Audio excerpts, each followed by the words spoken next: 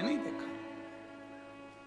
एक बार सत्य बोला, शंकर भगवान के शिवलिंग में से आकाशवाणी हो गई, है विष्णु, है नारायण, तुमने सत्य बोला, आज से पृथ्वी पर तुम सत्य नारायण भगवान बनकर पूजाओगे, तुम्हारी पूजन होगी सत्य नारायण के रूप।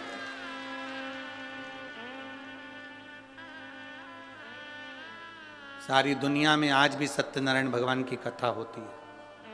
5 अध्याय होते हैं, पंडित जी बाजते हैं। पंडित जी आपसे हमेशा कहते हैं, ब्राह्मण ने सत्यनारायण जी की कथा सुनी, कथा कराई, बोलो सही है कि गलत है? लक्कड़हारे ने कथा सुनी, कथा कराई, बोलो सही है कि गलत है?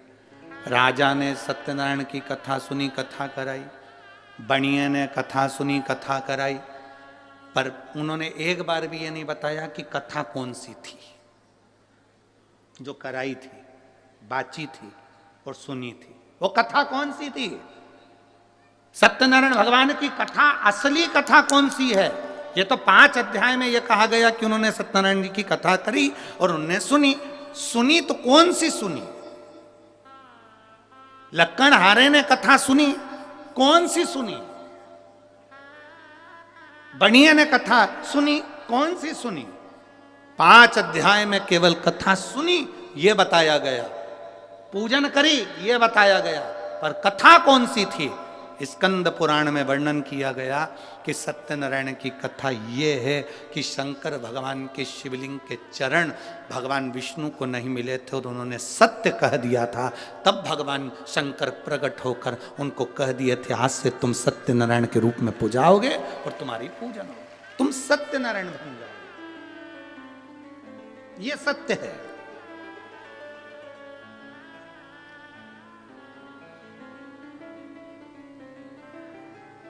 दुनिया में केवल एक जगह ऐसी है जहां मरे हुए व्यक्ति को भी बांध कर ले जाया जाता है। कहां? बोलो बोलो, जम के बोलो। शमशान। केवल एक जगह दुनिया में ऐसी है जहां मरे हुए व्यक्ति को भी बांध कर ले जाया जाता है, क्योंकि ले जाने वालों को भी यह समझ में नहीं आता, भग गया तो दूसरा कहां से लाए, ठिकाना क्या? चिंता है, होता है कभी कभी। नगर निगम वाले, नगर पालिका वाले एक गांव में सर्वे करने के लिए आए। वहां पर एक सुहागवती बेचारी एक महिला रहती थी, वो कभी अपने पति का नाम नहीं लेती थी। आज पति नहीं था घर में और वो सर्वे वाले आ गए। उन्होंने पूछा, तुम्हारा नाम क्या है? मैं बिमला। अच्छा। बेटे का नाम? कमल। अच्छा। बेटी का नाम? रानो। ठीक है। पति का नाम? पति का नाम बोलो। इतने में वो बोली कि मैं अपने पति का नाम नहीं लेती। अच्छा, तो हम दूसरी बार सर्वे करने नहीं आएंगे, तुम्हें पति का नाम जल्दी बोल दो तो हम लिख लें। मैं नहीं बोलूंगी, तुम्हें वापिस आना पड़ेगा, हम नहीं आएंगे। फिर नाम छूट गया, बाद में मत कहना कि हमको कोई फैसिलिटी नहीं मिल रही, हमें कोई साधन नहीं मिल रहा। नहीं नहीं, तो फिर पति का नाम बताओ। मैं तुमको 2-3 तरह से समझाऊंगी, तुम समझ जाओगे। सिर पे पल्लू लेके बोली, मेरे पति का नाम। तुम 3 गंजी और 3 गंजी कितनी हो गई?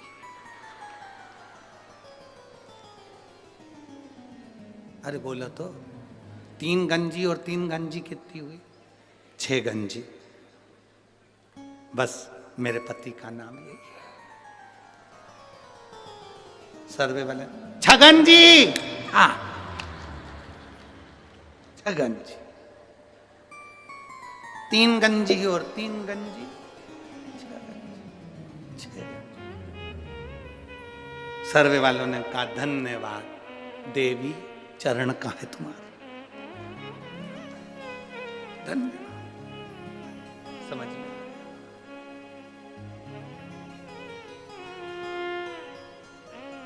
जो पहचान गया शिव को, वो फिर भटका नहीं। ब्रह्मा जी ने कहा कि मैंने भगवान शंकर का शीश देखा है। आकाशवाणी हो गई, ब्रह्मा झूठ बोल रहे हैं।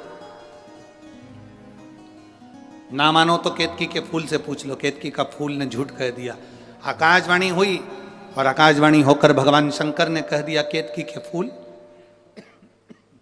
केतकी के पुष्प तू मेरे सामने झूठ बोल रहा है, मैं तुझे श्राप देता हूं, एक केतकी सारे देवताओं पर तू चढ़ेगी।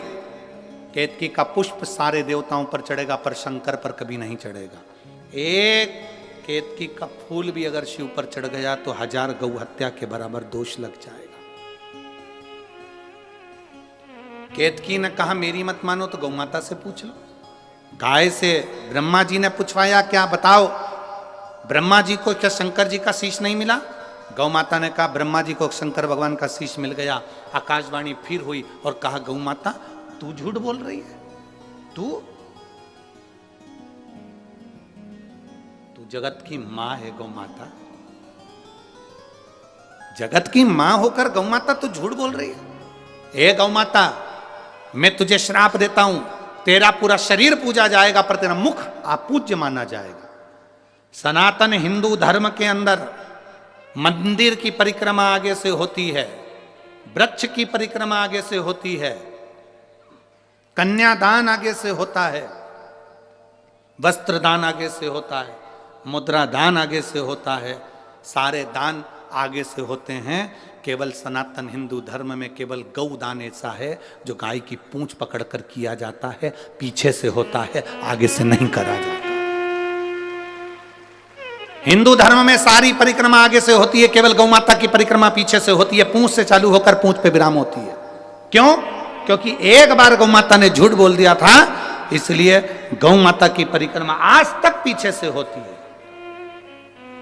अब जरा विचार करो, गाय ने एक बार झूठ बोला तो आज तक उनकी परिक्रमा पीछे से होती है, और तुम दिन भर मोबाइल पे कितना झूठ बोलते हो,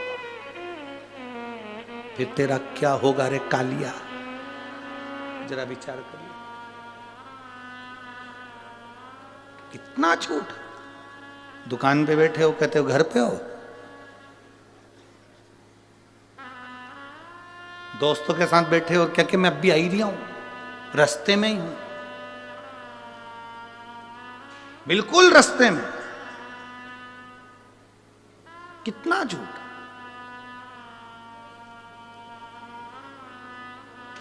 भगवान के पास में भी सूचना पहुंची थी, और भगवान के पास में जाकर देवताओं ने कहा इतनी शिव पुराण की कथा हो रही है, लाखों लाखों लोग कथा सुन रहे हैं, सब मरने के बाद बैकुंठ जाएंगे, बैकुंठ भरा जाएगा, नरक कौन जाएगा?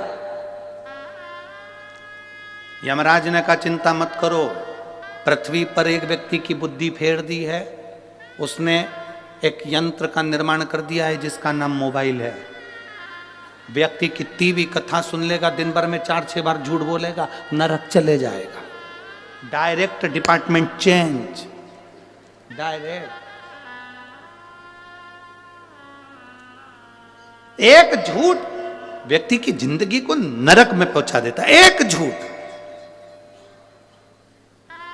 इसीलिए मरने वाले के पीछे पीछे चलते हुए चिल्लाते हैं राम नाम सत्य है।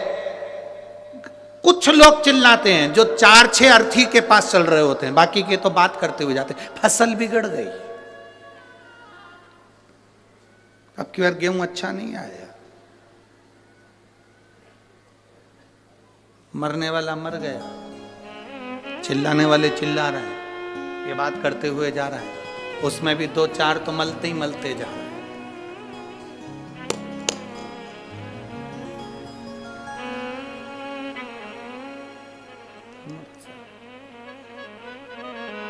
शमशान में मुर्दा जल रहा है,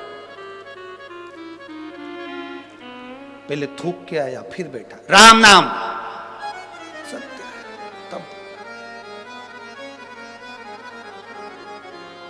अरे भाई शिव महापुराण की कथा कह रही है, सत्य बोलने से पीछे मत हटो। संत साधु गुरुजन सन्यासी तपस्वी साधक एक सत्य की जिंदगी जिए, एक सत्यता की जिंदगी। आज हम सब सत्य से दूर हो गए, सत्य से। कहा गौ माता ने झूठ बोल दिया, ब्रह्मा जी झूठ पर झूठ बोल रहे थे तो भगवान शंकर को क्रोध आ गया, उन्होंने अपने पांव के अंगूठे का नखून तोड़कर फेंका। काल भैरव प्रकट हो गए। काल भैरव से कहा इस ब्रह्मा का सिर काट दे जिससे ये झूठ बोल रहा है। काल भैरव ने चींटी उंगली के नख को तोड़कर फेंका, ब्रह्मा जी का सिर कट गया। ब्रह्मा जी का सिर कटा, कटा हुआ सिर लुढ़कता गया और ब्रह्मा जी झूठ बोलते गए। ब्रह्मा जी के कटे हुए सिर में से रक्त बहता चले गया। वो रक्त से कर्मनाशा नदी प्रकट हो गई। भारत की भूमि पर केवल एक नदी आज भी ऐसी बहती है जिस नदी का पानी कुत्ता भी नहीं पीता, जिसको कर्मनाशा नदी कहा।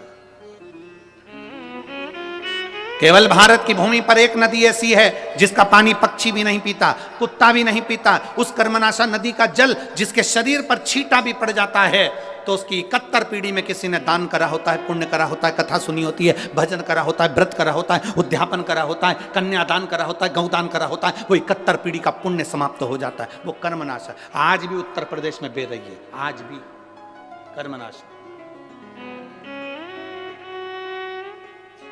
उत्तर प्रदेश गवर्नमेंट ने बड़े बड़े बोर्ड लगा कर रखे हैं, ये कर्मनाशा नदी है, इसमें हाथ न धोइए, ये कर्मनाशा नदी है, इसका पानी का छींटा न लीजिए, ये कर्मनाशा नदी है जिसका एक जल का छींटा भी मनुष्य के कर्म को नाश कर देता है, ये ब्रह्मा जी के रक्त से बनी है। आज भी लिखा है, बड़े बड़े बोर्ड लगे हैं कर्मनाशा नदी पर।